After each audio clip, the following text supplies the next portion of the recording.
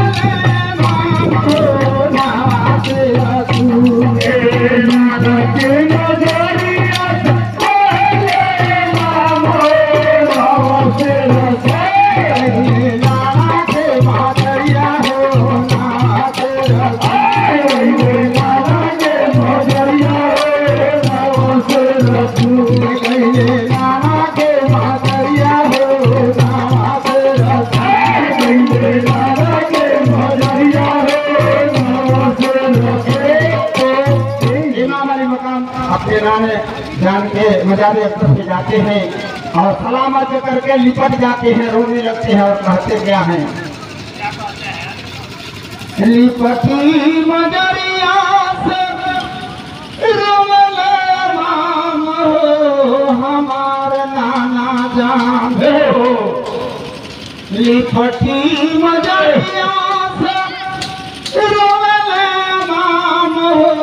हमार नाना जान। हेलो अधिका चेहरा